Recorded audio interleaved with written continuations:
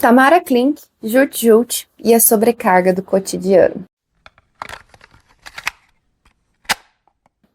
Oi, gente, eu sou a Leteia, eu sou psicóloga e aqui vocês vão conhecer um lado B da psi. Bem, vamos lá.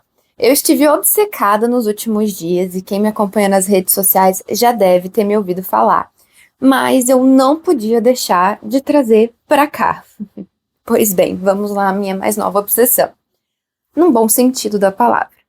Tamara Klink.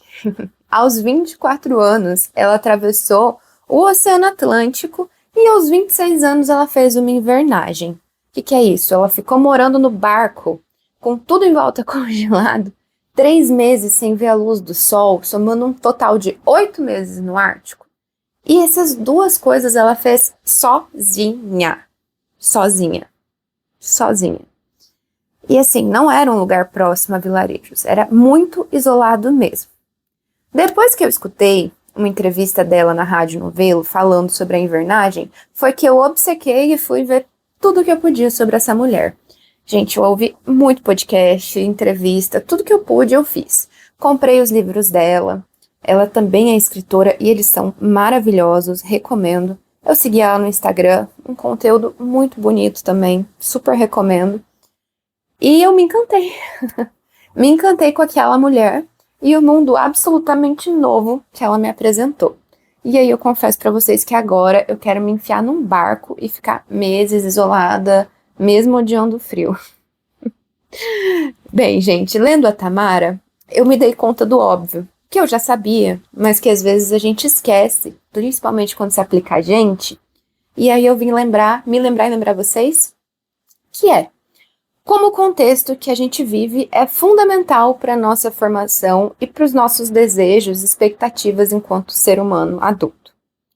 Pois bem, a Tamara é filha do Almir Klink.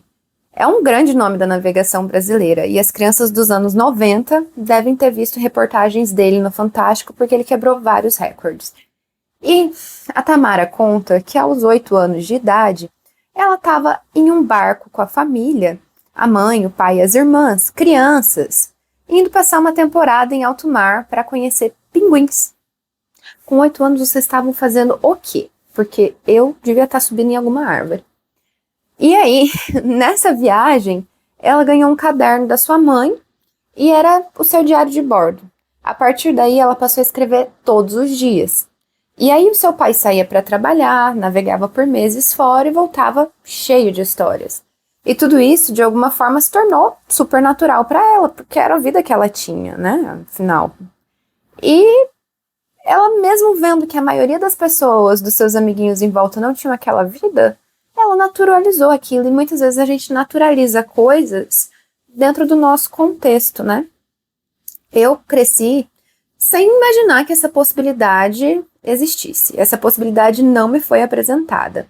A Tamara que me apresentou agora, aos meus 30 anos de vida, eu passei os 30 primeiros anos da minha vida sem imaginar que isso podia acontecer. Que uma família podia, sei lá, ir passar férias dentro de um barco no Ártico.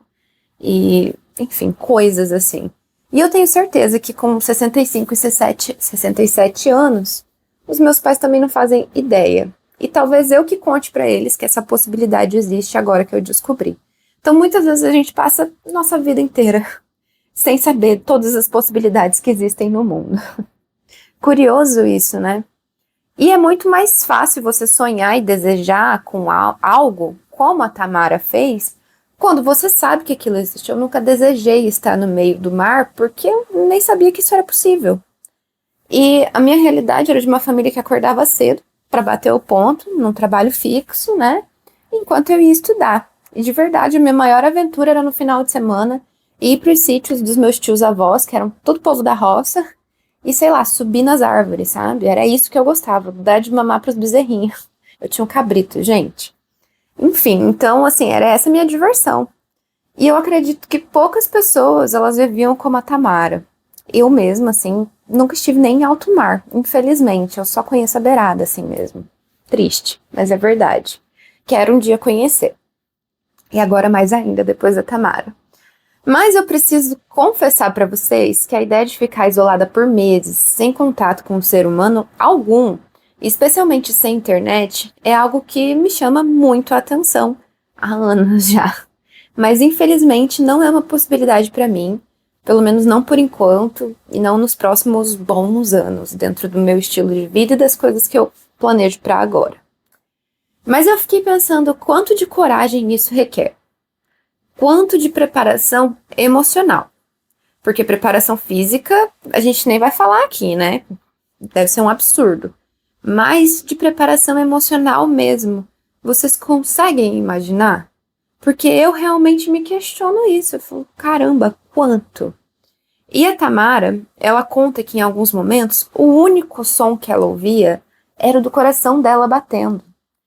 E, gente, agora sendo totalmente romântica e ignorando todos os perigos que ela passou, que não foram poucos, nem perigos nem perrengues, teve de sobra, eu me pergunto, o que você faria se você tivesse tanto tempo livre?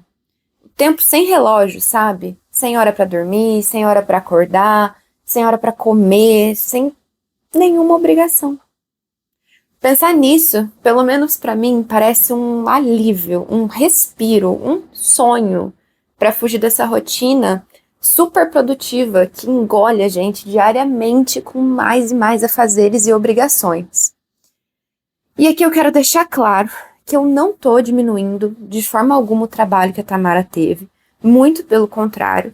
Eu li os livros, eu ouvi as entrevistas, eu admiro muitíssimo o que ela fez. Para chegar até lá, ela ficou dias sem dormir em alto mar, ela tinha que cuidar do barco, velejar tudo sozinha. Em alguns momentos ela teve alucinações por falta de sono, porque ela dormia tipo 15 minutos e acordava, 15 minutos e acordava. Gente, isso é assim, uma coisa absurda. Eu nunca cheguei nem perto disso. E eu acho que eu não teria essa capacidade, que eu desmaiaria, assim, que o sono ia bater pesado e eu ia, pá, assim, empacotar e meu barco ia bater ali, ó, Titanic. Eu não daria conta. Mas enfim, ela deu. E aí depois que o barco dela tava finalmente congelado lá na plaquinha de gelo, paradinho, foi que ela pôde descansar, que ela pôde dormir de verdade, continuamente. Ela tava muito cansada e ela realmente fez. Mas aí ela teve que enfrentar frio, perigos, animais, ursos, enfim, inúmeras coisas de um barco parado no meio do gelo, sozinha, isolada. Ela não foi para um spa, não foi nada fácil. E falando assim, eu me lembrei agora daquele meme, aquele vídeo, só quero me isolar no meio do mato. E aí o mato passa um monte de casa luxuosa, assim, com banheira e tudo. Gente, essa sou eu, no caso. O isolamento que eu queria era esse, com completo conforto, porque eu sou fresca para isso. Então, assim, meu sonho não foi o que a Tamara fez de forma alguma. E eu sei bem que esse desejo meu, não a Tamara, o meu, e que eu acho que o da maioria das pessoas que compartilham esse tipo de vídeo, vem de uma sobrecarga diária que todo mundo sente, que todo mundo vem sentindo coletivamente.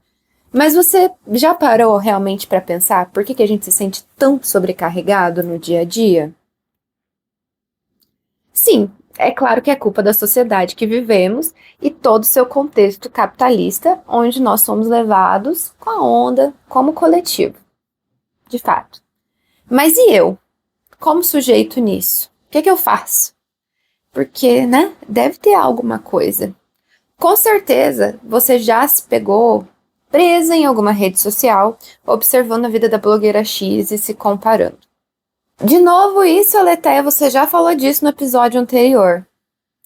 Sim, mas eu preciso falar de novo por outro recorte agora, e provavelmente eu vou falar outras vezes em outros vídeos, até que entre na nossa mente e faça algum efeito, na minha e na sua.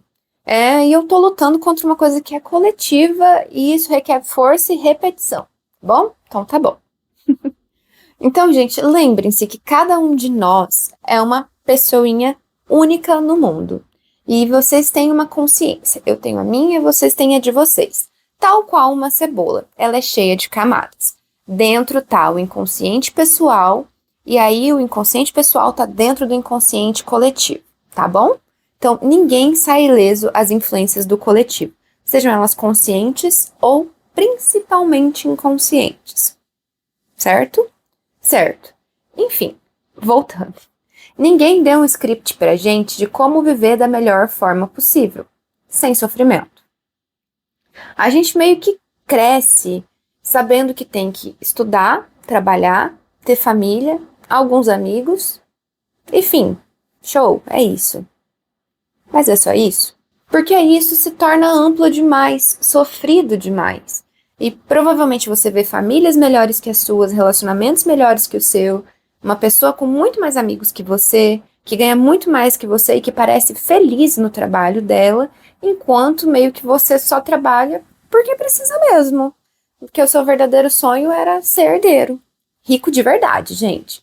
Que não precisa trabalhar nem um pouquinho. Não tô falando de classe média, tô falando de rico. Porque é aquilo, né? A gente precisa sempre reforçar. Se você parar de trabalhar hoje e não puder manter o padrão de vida que você tem exatamente igual, sem economizar nadinha por alguns anos, você não é rico. Mas, voltando. Tem pessoas na internet que mostram como ter uma vida perfeita e passam esse script. A hora de acordar, o que tomar de café da manhã, quais exercícios fazer, como trabalhar, onde trabalhar, quais cremes usar, o que comer, qual a melhor rotina diária, como ser uma boa mãe, uma boa esposa, uma boa amiga, como gastar o seu dinheiro, como guardar o seu dinheiro, como se esforçar para ter mais dinheiro, sempre mostrando que o que você faz é pouco. E spoiler, sempre vai ser pouco. Não importa o quanto que você faça. Tem influencer aí comprando jatinho de presente de aniversário pro marido, não precisa trabalhar nunca mais na vida e mesmo assim tá divulgando o jogo do tigrinho, né? Então, assim, nunca vai ser suficiente mesmo, a gente sempre quer mais. E é por isso que a gente fica correndo atrás de referências e que mostrem de alguma forma qual que é o melhor caminho para chegar naquele lugar perfeito que desejamos, onde parece que tudo será perfeito. Mas, outro spoiler, não será, de jeito nenhum. E aí vem essa sobrecarga, esse cansaço descomunal que todo mundo tem sentido. E assim, toda vez relatado na clínica, é uma das queixas mais comuns na clínica. Estou exausta, estou cansadíssima. E será mesmo que a gente devia normalizar uma sociedade tão cansada, tão exausta? Quem viu, saiu uma reportagem dizendo que em 2024 o Brasil teve o maior número de afastamentos por ansiedade e depressão nos últimos 10 anos. 10 anos, gente. É muito tempo. A gente tá no auge. E é claro que esse problema é sim relacionado com questões socioeconômicas, trabalhos precarizados, salários baixos, alto custo de vida, questões políticas e coletivas, que eu não vou adentrar. A discussão não é sobre isso, não hoje. Mas não tem como a gente esquecer dessa parte. Mas eu juro que eu me pergunto, até onde essa comparação absurda com pessoas da internet também não influencia diretamente esse caos que a gente está vivendo, essa exaustão, depressão, ansiedade. Porque é algo para se pensar, né? A gente precisa de roupa tão cara? A gente precisa de tanta roupa? A gente precisa da bolsa ou do acessório daquela marca específica? A gente precisa mesmo da dor causada por aquele monte de procedimento estético? E será que realmente eu queria ter feito aquele procedimento estético? Ou foi pela pressão social do momento? E agora eu me arrependi. Como vemos hoje tantas mulheres falando sobre o explante de silicone, não é mesmo? E tudo bem que elas estejam explantando, não é uma crítica. E também tudo bem se você colocou, né? É aquilo. O que é coletivo e o que é individual a gente não consegue separar. Então é muito fácil ser levado por ondas. Não dá para saber o que é meu e o que é do coletivo tão fácil assim. Mas eu continuo nessa mesma linha. Será que eu realmente estou me comparando meu corpo a algo real, a algo possível? Será que eu estou comparando a minha vida a de alguém normal? Né? São perguntas que a gente precisa fazer constantemente, diariamente, para nós e para a sociedade. A gente olha no espelho e se faz essa pergunta e faz essa pergunta para a sociedade, para os nossos amigos, enfim. Esperando que essas reflexões elas também se tornem coletivas e que elas afetem o máximo de pessoas possíveis, mas que elas também sejam individual, como uma forma de nos proteger, desse coletivo adoecido e que vem corroendo tudo e colocando a gente nessa onda. E sobre fugir do coletivo, outra pessoa incrível também fez isso. E não foi a única. A Jut, quem é criança aqui dos anos 90 sabe bem, impossível não ter ouvido falar dela. E esses tempos o Chico Felitti fez um podcast e achou ela onde ela estava literalmente escondida e foi lá. Em resumo, ela optou por sair da internet enquanto ela ainda era um auge, assim, um fenômeno. E ela poderia ter ganhado muito dinheiro com isso. Assim, ela deve ter sido uma das primeiras influencers, que nem ainda existia esse nome. E mesmo assim ela optou por sair, deixar disso tudo e viver num vilarejo. E lá ela não tem redes sociais, não tem nada. A gente não sabe onde é, não é contado. E não é um isolamento como o da Tamara, porque a Jut vive com seu companheiro, com seu filho, ela tem contato com pessoas próximas, mas isso já dura muitos anos. Né? A Tamara estava completamente isolada por meses, propostas bem diferentes, não no mesmo sentido. Mas enfim, houve muita polêmica sobre a escolha desse estilo de vida da Jut após o podcast. E eu não tô aqui pregando que o que ela fez é a maneira correta de viver, porque embora eu admire muito o trabalho dela, eu jamais faria dessa forma também. Mas eu não tô dizendo que é errado. Apenas estou relatando as escolhas dela. A Jut não é a primeira celebridade que escolhe esse caminho. Após estar em um auge, de onde muitas pessoas desejariam estar, dariam a vida para estar lá, escolhe pular do barco e abandonar o barco. Eu acredito que muitas dessas pessoas que escolheram sair, né, sair de fininho, assim, deixa a fama, deixa tudo, elas se sentiram sobrecarregadas com os rumos que a vida vinha tomando. E eu acho que elas se questionaram e, de alguma forma, como foi possível para elas, elas escolheram mudar o rumo disso. E como tudo isso que sai do padrão pode soar muita loucura mesmo para a maioria das pessoas da sociedade. Do mesmo jeito que quando eu conto essa experiência da Tamara e com mais detalhes, alguém pode pensar, que doida, por que ela faria isso? Que loucura é essa? Porque, gente, ela ficou usando um balde para fazer as suas necessidades. Por 8 meses morando num barco sem chuveiro, tomando banho de balde, no paninho ali, na aguinha, pegando água da neve, sabe? Então, enquanto eu conto isso, vocês podem falar, é um absurdo, como que ela lavava esse balde? Que nojo, não tinha uma descarga, enfim. Vários questionamentos que vocês podem trazer e que ela justifica tudo, vocês vão ter que ler o livro. Mas é realmente um esforço muito grande que todas essas mulheres fizeram, desde a Jut para viver do jeito que ela quis viver, a Tamara para ter as experiências que ela quis ter durante a vida dela e agora ela tá vivendo no conforto da casa dela. E, assim, eu embora ainda completamente obcecada pelas experiências da Tamara, eu leio os relatos dela como quem lê uma ficção e eu juro que eu me imagino como a protagonista. Eu também reconheço que eu jamais faria. Eu não viveria nem como ela, nem como a Jut. Mas é claro que eu não vou deixar de ressaltar o quão corajosas são essas mulheres por elas terem minimamente questionado formas pré-estabelecidas de viver e que elas puderam recusar, inclusive, essas formas e olhar para uma sociedade que está bastante adoecida e falar, não, isso eu não quero, vou escolher outro caminho, mesmo que pareça loucura. E, de novo, eu não estou dizendo que foram as melhores formas ou o jeito certo. Eu estou apenas falando que isso funcionou para elas naquele momento e que se em algum momento deixar de funcionar, elas podem buscar outro caminho. E tudo bem, né? Se algum dia alguma delas decidir não mais fazer por este caminho. E eu acho que a gente devia ter essa flexibilidade de tentei por aqui, deu certo, tentei por aqui, não deu certo, vamos mudar, deu certo por um tempo, e agora não tá mais dando certo, vou escolher outro. E quanto isso é difícil, quanto nós, eu e você, temos olhado para a nossa vida de forma individual e tentado encaixar formas e parâmetros de outras pessoas que definitivamente não cabem pra gente. E se olhar bem direitinho, essas formas nem fazem sentido. Um beijo e até o próximo episódio com a nossa convidada mais que especial, a Cauane, que é uma psicóloga incrível. Eu vou deixar o @ dela aqui na descrição para vocês já darem uma olhadinha. E o final, vocês já sabem, né? Meus contatos, eles estão na descrição. Por favor, curtam, compartilhem, sigam o podcast. Ajuda a espalhar por aí. Beijo. Tchau, gente.